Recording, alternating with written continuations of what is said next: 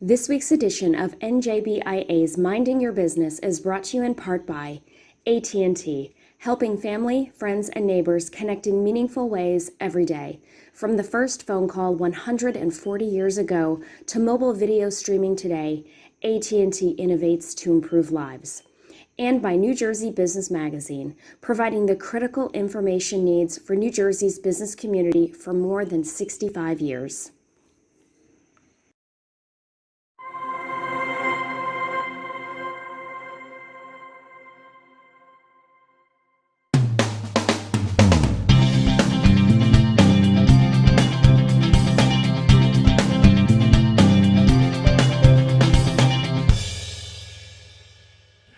Welcome to NJBIA's Minding Your Business. I'm your host, Bob Considine. Well, NJBIA recently hosted its annual public policy forum entitled Bringing Back Business in Trying and Taxing Times. This was an exciting virtual program that included more than 40 speakers, including Governor Phil Murphy, and a host of New Jersey's policy leaders, thought leaders, and experts on the state budget, New Jersey politics, healthcare, workforce development, capital creation, innovation, and infrastructure. On today's show, we're going to pull just some of the highlights from the Public Policy Forum, including the Legislative Leaders Panel discussion. But before we get to that, we have some short welcoming words from our presenting partner, Amazon. Let's take a look. Good morning and welcome. My name is Jillian Irvin, and on behalf of Amazon, I would like to say it is an honor to be here today as a presenting partner for NJBIA's annual Public Policy Forum. We are very proud of our affiliation with NJBIA. And just as they have risen to be one of the strongest voices for businesses during this challenging year, Amazon too has continued to strengthen and grow our investment in New Jersey. We recently announced our newest fulfillment center in Salem County, which will create 800 full-time jobs in 2021. And we also opened 3 more sortation centers in October, all with industry-leading pay and comprehensive benefits beginning on day 1. We are proud to now safely operate 15 sites across the state, where we employ more than 34,000 full and part-time Amazonians, and we have more planned and on the way for 2021. Beyond our $15 minimum wage, we proudly offer our full-time employees industry-leading benefits from day 1 of employment, including full health and vision and dental insurance, a 401k with a 50% company match, and up to 20 weeks of paid parental leave. And Amazon's Career Choice program, which prepays 95% of tuition for courses in high-demand fields. But as we like to say, Amazon's presence reaches beyond the jobs provided within the 4 walls of our facilities. Since 2010, we have invested more than $14.5 billion across the state of New Jersey, including infrastructure and compensation, which has contributed to more than $14.7 billion to the state's economy. We have also helped create more than 30,000 indirect jobs, from jobs in constructions and logistics to other professional services. In addition to that, more than 49,000 independent authors and small businesses are selling to customers in Amazon stores, creating thousands of additional jobs across the state. Why do we invest so much in New Jersey? It's for the same reason NJBIA champions business in this state. Yes, we have a very favorable location, great logistics and infrastructure. But beyond that, it's an incredibly talented, educated, and diverse workforce here in New Jersey with a unique Jersey spirit that we know puts us on the road to success. And when we're able to provide great jobs and benefits, it ensures more vibrant communities that will make New Jersey even greater. And as Amazon looks forward to continuing its investment in this great state, we all look forward to seeing and hearing this great program today. Thank you and welcome to NJBIA's Public Policy Forum. NJBIA's Public Policy Forum was highlighted by a Legislative Leaders Panel discussion, which included Senate President Stephen Sweeney, Assembly Speaker Craig Coughlin, Republican Senate Leader Tom Kean, and Republican Assembly Leader John Bramnick. In this session, moderated by NJ Spotlight News business correspondent Rhonda Schaffler, the legislative leaders talk about the need for New Jersey to finally stand up a new tax incentive program, nearly a year and a half after the last program expired. Let's take a look. We need to create jobs, and that means that I know the speaker and I and Tom and John will be working on an incentive package that we really need to try to get done by the end of the year. and you're right. I mean, I think Senate President's right. We need to get this incentive program running. It fell off the table a little bit, or it slipped to the side anyway, and it fell off the table. But I mean, the kind of investments that we want to have are going to be those that are going to be designed to bring about great innovation and recentering the growth of the state in those ways around things like that. There are programs to provide tax incentives to businesses to help us to be able to compete with other states as they try to attract businesses to their community. There are investments for the future. There are proposals to allow people to have workspace, which will let them be together. Back at the growth of the industrial era, the industrial titans of the day all got together and talked about these things. I think we can do that in a different way with innovators as they and make New Jersey an innovation hub. So it's important we get back to those incentives. I think there's lots of work being done right now. I think the Senate certainly and the Assembly are focused on it, along with the governor's office, and we'll work to get those things done. But we also do have to include infrastructure as part of the recovery process. It means real jobs, good paying jobs, and means that people will be able to get back to work, and we'll continue to grow things. I've seen in private industry any number of places who have undertaken to do renovations to their facilities because so many people are working from home and because things have slowed down. We should take that time, that opportunity here, and get people to work and invest in our infrastructure.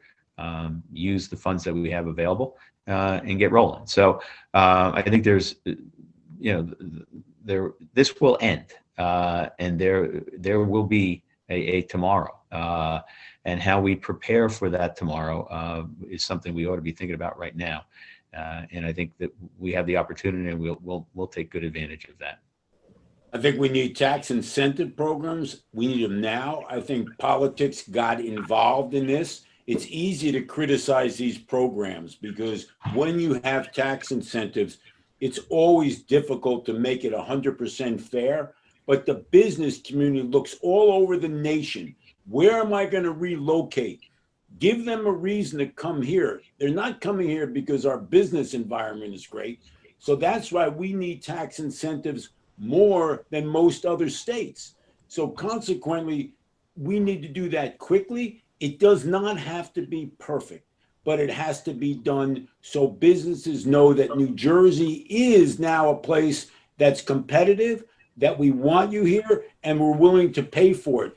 What we need to do is take a look at the longer term. As I said, by the time these tax incentives plans gets in place, even if we were to adopt it tomorrow, we're talking about projects that are years down the road. So I think we need to understand what we got to kind of project. What was changed would be to project and see what the new markets may look like, right? I think all of us recognize that commercial real estate may be different 2 years from now than it is today, because employers have come to understand that their employees can work from home and be very effective. I think that may change, right? How we make that like mixed use projects, what percentage of that goes to commercial real estate? Are people going to really be building those as much? I'm sorry, because people going for. I might have a son and a daughter-in-law who work in the city, for example. I'm not sure that they're certainly not going back into the city until the spring or summer, and some of them may not. They may be assigned to work, and they work for CBS, and one works for an arts marketing company. So they may work from home. Now, will that make people come to New Jersey? Well, let's hope, right? If they're going to build anywhere, let's hope they're building it in New Jersey, so we get a chance to poach some of those folks back.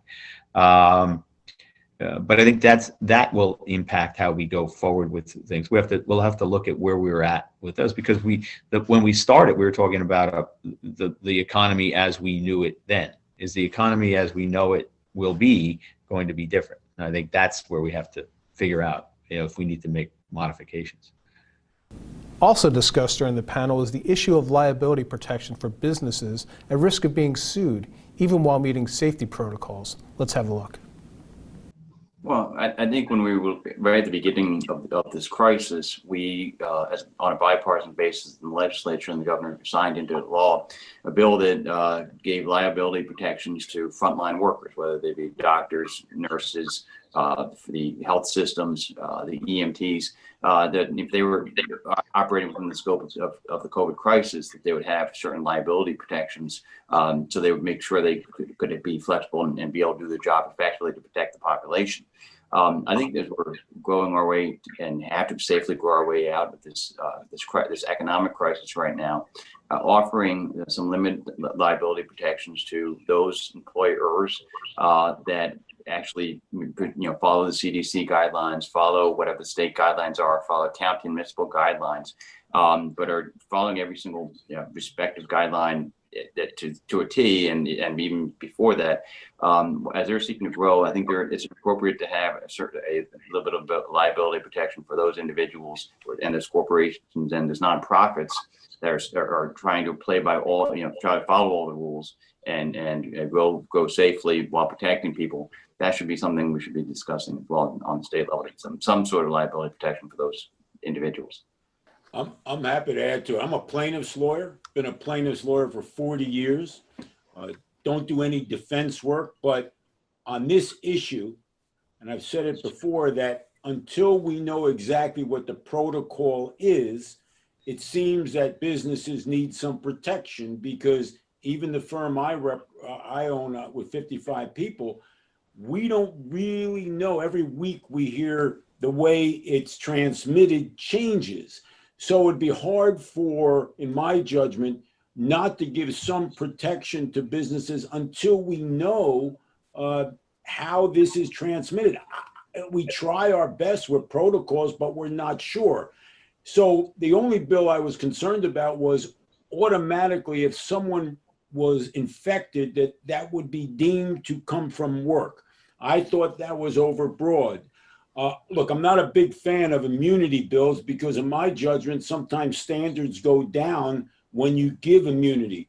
But we do have to have a discussion on how to protect businesses that don't have exactly the protocol from any source, how to protect your employees. We put up screens, we wear masks, we have hand sanitizers.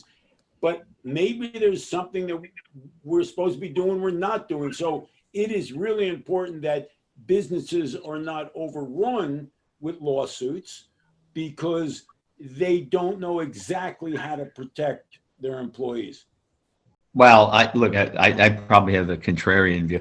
I think that liabilities, immunities ought to be given in very, very rare circumstances and for really good reasons. We did pass one in the summer, I guess it was, or whenever.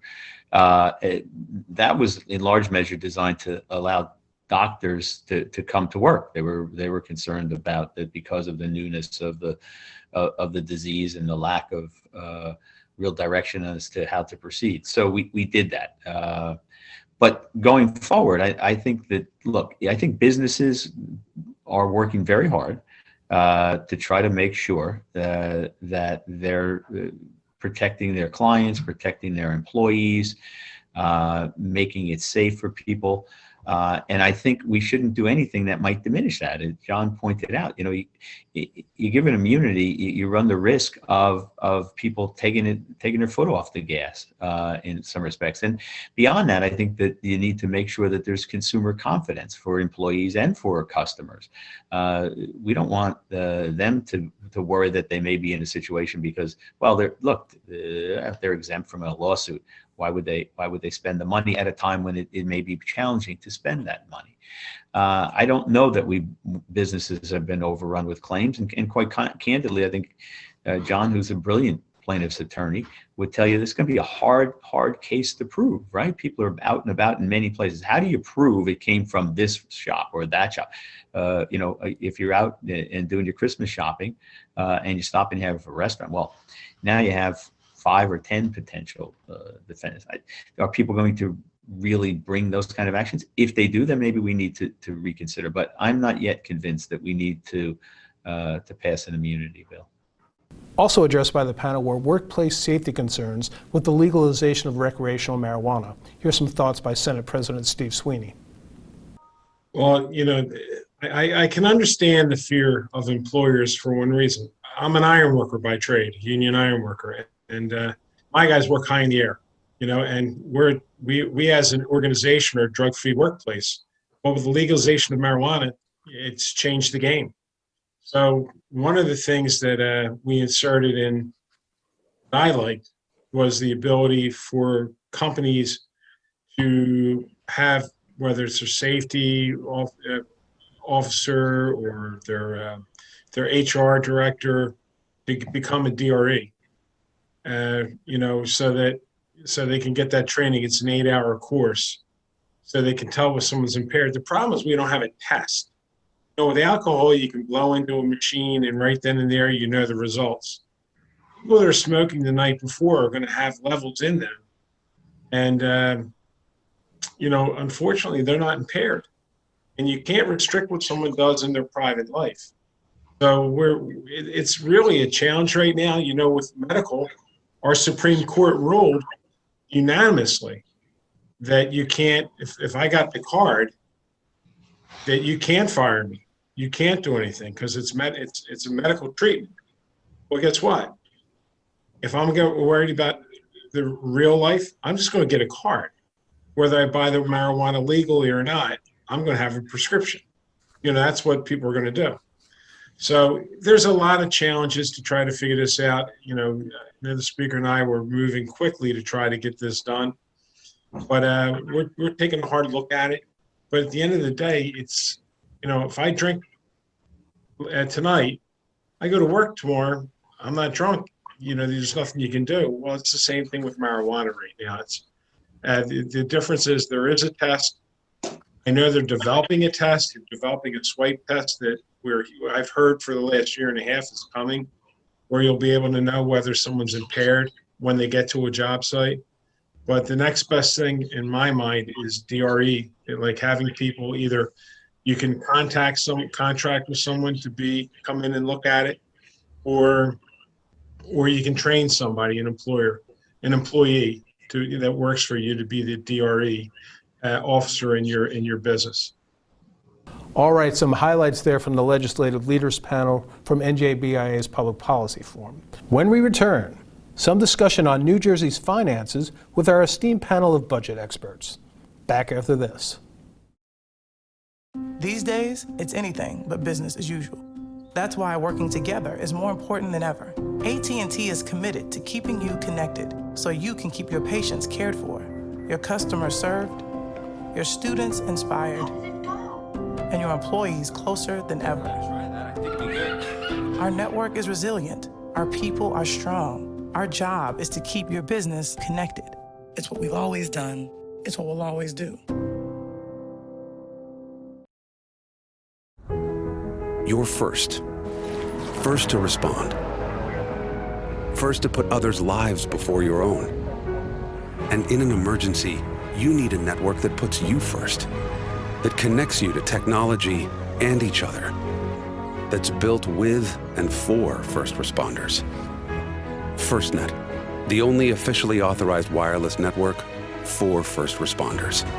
Because putting you first is our job. Welcome back to NJBIA's Minding Your Business. I'm Bob Considine. Well, we continue with coverage of NJBIA's Public Policy Forum, now taking a look at New Jersey's financial picture after $4 billion in borrowing as part of the FY21 state budget. Lori Roth from Prager Metis moderates this discussion with former State Treasurers David Rousseau, Ford Scudder, and Andrew Sidamon-Eristoff. Have a look and a listen. Well, I think from a just high-level standpoint, I would actually say from the outset, Dave, Andrew, and I all spoke, and a number of other, fiscal kind of alumni, and tried to estimate, how big a problem was this going to be. And I would say almost without exception, the revenue loss has been smaller than any of us really predicted. I think, Dave and Andrew had to work through, in percentage terms, possibly even in dollar terms, but certainly in percentage terms, a much larger problem in the financial crisis than we're dealing with right now, at least if there's not a major respike here that causes additional shutdowns and additional revenue loss. So yes, the pandemic itself is unprecedented. However, the kind of very fast federal response and response from the Fed really opened up kind of hiring and credit markets faster than I think people thought in the depths of March.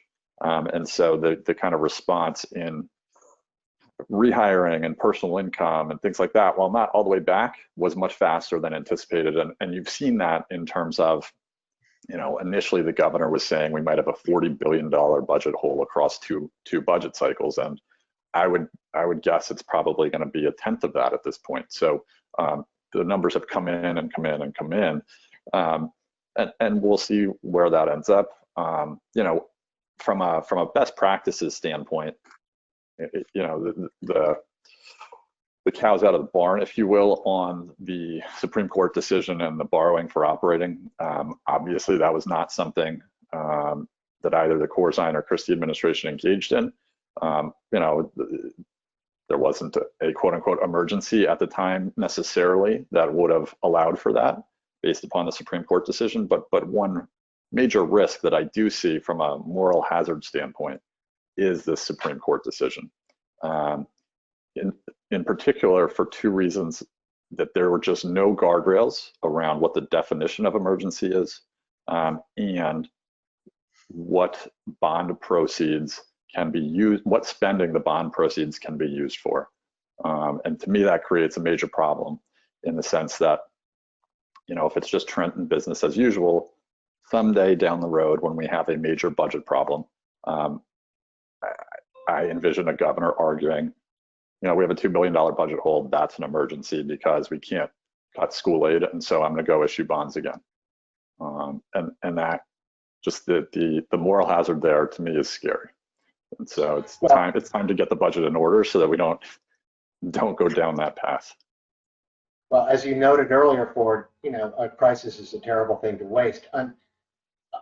The situation is a little bit obscured because we had this extension of one fiscal year and then the adoption of the next fiscal year in October. But when you clear away all the smoke, what's really happening is that the state borrowed $4 billion just yesterday, or the day before yesterday, borrowed just over $4 billion to maintain spending levels, which actually will represent an increase over fiscal 20. Can I just interrupt for 1 second? Not only over fiscal 20, but actually over what was initially in the fiscal 21 budget message, which is just amazing. Fair enough. And Dave, you'll have a chance to respond in a second. So, so we borrow money to do two things: to continue a spending increase on into the next fiscal year, and to pump up a budget surplus, which I think was really inappropriate, because I don't understand how you can use debt proceeds as surplus. It just doesn't really make sense to me. And I think this administration knowingly underestimated revenues for fiscal 21,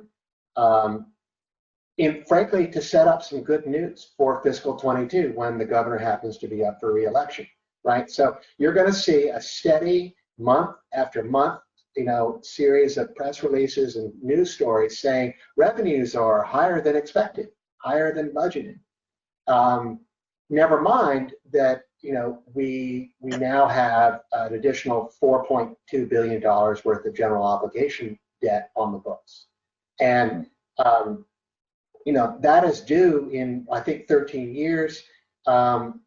Principal payments are not due for another 3 years. So it's going to be the next governor or governors who will deal with this, long after the current crowd is in the rearview mirror.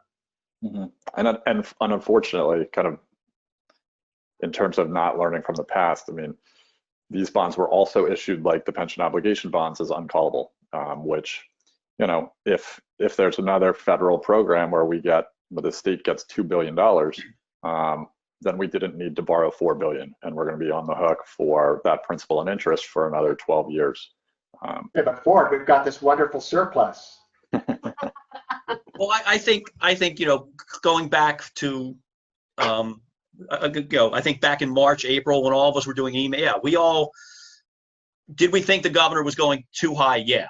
But did we ever think it'd be down around the $4 to $5 billion number? Probably not. Because remember, 8, 9, and 10, it was a Wall Street down recession, basically. And this was we all were wondering, is this going to be a Main Street up? And it never passed Main Street. I mean, I still remember sitting in my basement having CNN on one day when Chairman Powell put out a statistic that 40% of the people making under $40,000 were unemployed at that point in time. And it never really went above that. But the fact that, as Ford said, the federal government stepped in, clearly not enough money to the states for what they needed, but they stepped in for individuals to keep their income, in fact, increase their income in some instances, put the PPP program in for businesses, which allowed people's disposable income wasn't impacted. And that's why we didn't see, yes, we saw some drop in the sales tax early on because people weren't going out. But by the time April came around and you on a weekend, you went to a Home Depot or a Lowe's or whatever, those places' parking lots were packed. And I think that when we all talked about it back then, we all knew that there was some sweet spot on what the mix of what was. Federal relief being part of it, tax increases probably being part of it. 4 pieces really. Spending constraints, basically eliminating places where you were going to grow spending and saying, wait a minute, we can't do that this year. And then some actual spending cuts. And truthfully, that's how we did it in 8 and 9. I will admit, and Andrew did it in subsequent years. Did we sort of do some borrowing? Yes, we sort of did some borrowing because we decided not to put money into our pension payment. In 2009, we had $1 billion that was supposed to go into the pension system, and we knew all along that was a surplus for us in an emergency, and we never made that payment. And then we didn't start making payments again until whenever the Christie administration started, which is a different type of borrowing. And this administration could have chose to do that instead of going to the market with a hard debt. And yes, I will agree. I definitely agree with Ford that we should have at least first gone to the federal market facility if we needed cash flow issues, which I don't think we needed cash flow right now, to use hoping that come February or March, we get more federal money and we could have immediately paid it off. That is not there. I would say, though, that part of the method of the madness of increasing the surplus was that I always preached that you couldn't look at this just as a fiscal 20 issue, a fiscal 21 issue. You needed both policy-wise and politically to look at this through fiscal year 22. And the fact that, that this budget is now based on $5 billion of non-recurring revenue, roughly. The fact that, last night I was on a phone call and we were trying to place a bet on the over-under. Will the surplus be over or under 3.5 billion? Not the 2.5 billion that the governor certified. That extra surplus will be a cushion for fiscal year 22. And yes, and the political calendar shows that what is when they're doing the fiscal 22 budget next, when the governor proposes it in February and the legislature does it in next June, what is that? That is what's the calendar show? It shows they're all up for election. Well, that was a very telling discussion about New Jersey's fiscal future, and we thank our panelists for being there. And if you'd like to see more from the Public Policy Forum, check out NJBIA's YouTube page. And from all of us at NJBIA, thanks for watching Minding Your Business, and we'll see you next time.